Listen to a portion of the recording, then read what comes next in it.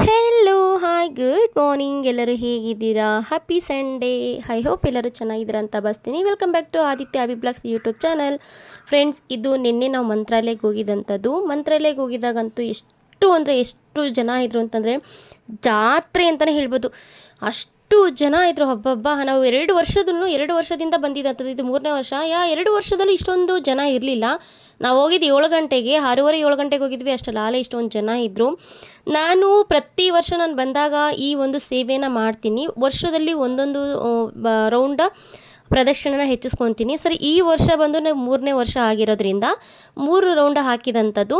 ನಾವೇನಪ್ಪ ಅಂದರೆ ಈ ಸರಿ ಮಾತ್ರ ಫಸ್ಟಿಗೆ ದರ್ಶನ ಮುಗಿಸ್ಕೊಂಡೆ. ದರ್ಶನ ಮುಗಿಸ್ಕೊಂಡು ಆಮೇಲೆ ನಾನು ಪ್ರದಕ್ಷಿಣೆ ಹಾಕುವಂಥದ್ದನ್ನು ನಾನು ರೆಡಿ ಮಾಡಿಕೊಂಡೆ.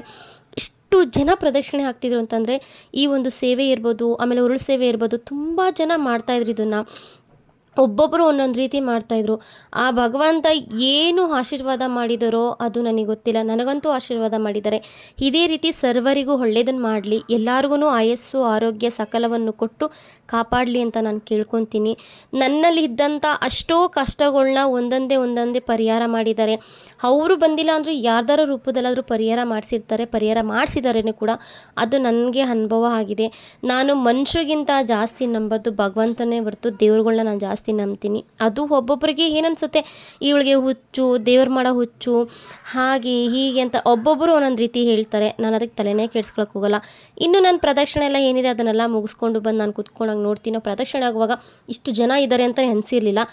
ಅದೆಲ್ಲ ಮುಗಿದ್ಮೇಲೆ ಅನಿಸ್ತು ನನಗೆ, ಏನಪ್ಪ ಇಷ್ಟೊಂದು ಜನ ಇದ್ದಾರಾ ಅಂತ ಅಂದ್ಕೊಂಡು ಹೊರಗಡೆ ಬಂದು ನೋಡ್ತೀನಿ. ಹೊರಗಡೆ ಇದ್ದಿದ್ದಿರುವರ ಜನ ಜಾತ್ರೆ ಆಗೋಗ್ಬಿಟ್ಟಿತ್ತು. ಅದನ್ನು ಮುಗಿಸ್ಕೊಂಡು ಕೆಲವೊಂದು ಫೋಟೋಸ್ನ ತಗೊಂಡು ನಾವು ಬಂದಿದ್ದಂಥದ್ದು ಪಂಚಮುಖಿ ಆಂಜನೇಯನ ದೇವಸ್ಥಾನಕ್ಕೆ. ಪಂಚಮುಖಿ ಆಂಜನೇಯನ ದೇವಸ್ಥಾನಕ್ಕೆ ಯಾಕಪ್ಪ ಅಂತಂದ್ರೆ ಬಳೆ ಬಿಚ್ಚಲೆಗೆ ಎಲ್ಲೂ ಹೋಗೋಕ್ಕಾಗಲಿಲ್ಲ. ಅಲ್ಲಿ ಇದ್ರ ಹತ್ರ ಬಂದು ಅಕ್ಕಪಕ್ಕ ಊರಲ್ಲಿ ಏನೋ ಜಗಳ ಆಗಿದೆ, ಮಶಾಣಕ್ಕೋಸ್ಕರ ಏನೋ ಜಗಳ ಆಗಿದೆ ಅಂತ ಹೇಳಿ ಅವರು ತುಂಬ ಟ್ರಾಫಿಕ್ ಇತ್ತು. ಆದ್ದರಿಂದ ಅಲ್ಲಿಗೆಲ್ಲ ಕರ್ಕೊಂಡು ಹೋಗೋಕ್ಕಾಗಲಿಲ್ಲ. ಆಮೇಲೆ ನಮಗೂ ಕೂಡ 2 ಗಂಟೆಗೆ ಬಸ್ ಇದ್ರಿಂದ ಅಲ್ಲೆಲ್ಲ ಹೋಗೋಕ್ಕಾಗಲ್ಲ ಅಂತ ಹೇಳಿ ನಾವೇನು ಮಾಡಿದ್ವಿ, ಪಂಚಮುಖಿ ಆಂಜನೇಯ ದೇವಸ್ಥಾನ ಮುಗಿಸ್ಕೊಂಡು ನಾವು ರಿಟರ್ನ್ ಬಂದ್ವಿ. ಅಲ್ಲಿ ಕೋತಿಗಳು ಕೂತಿದ್ದೋ, 3 ಕೋತಿ ಒಂದಕ್ಕೊಂದು ಅಂಟ್ಕೊಂಡು ಕೂತಿತ್ತು. ಎಷ್ಟು ಚೆನ್ನಾಗಿತ್ತು ನೋಡೋಕೆ, ತುಂಬ ಪೀಸ್ಫುಲ್ ಆಗಿತ್ತು, ಸಾಕಾಗಿತ್ತು. ಇನ್ನು ನಾವು ಅಲ್ಲಿ ದರ್ಶನ ಮುಗಿಸ್ಕೊಂಡು ಬಸ್ ಹತ್ತಿ ರಿಟರ್ನ್ ಬರುವಾಗಂತೂ ಅಕ್ಕಪಕ್ಕದಲ್ಲಂತೂ ಏನಂದ್ರೆ ಏನೂ ಇರಲಿಲ್ಲ. ಖಾಲಿ ಜಮೀನೆಲ್ಲ ಖಾಲಿ ಹೊಡಿತಾಯಿತ್ತು. ಅದನ್ನೆಲ್ಲ ನೋಡ್ಕೊಂಡು ನನ್ನ ಮಗನು ಏನು ಸಕ್ಕತ್ತಾಗಿದೆ ನೋಡಮ್ಮ ಅಂತ ಹೇಳ್ತಾ ಇದ್ದ. ಅದನ್ನೆಲ್ಲ ನೋಡ್ಕೊಂಡು ರಿಟರ್ನ್ ನಾವು ಮನೆಗೆ ಬಂದಾಗ ಸುಮಾರು ನೈಟ್ 11 ಗಂಟೆ ಆಗೋಗ್ಬಿಟ್ಟಿತ್ತು. ಇನ್ನು ನಾವು ಮನೆಗೆ ಬಂದು ಬಟ್ಟೆ ಎಲ್ಲ ಹೇಗಿತ್ತು ಹಾಗೆ ಬಿಸಾಕ್ಬಿಟ್ಟು ನಾವು ಮಲ್ಕೊಂಡು ಇನ್ನು ಬೆಳಗ್ಗೆ ಎದ್ದು ಹೋಟೆಲಿಂದ ನಾಷ್ಟ ತರಿಸ್ಕೊಂಡು ತಿಂದು ಇನ್ನು ದಿನನಿತ್ಯದ ಕೆಲಸ ಏನಿದೆಯೋ ಆ ಕೆಲಸದ ಕಡೆ ನಾನು ಗಮನ ಕೊಟ್ಟಿದ್ದೀನಿ.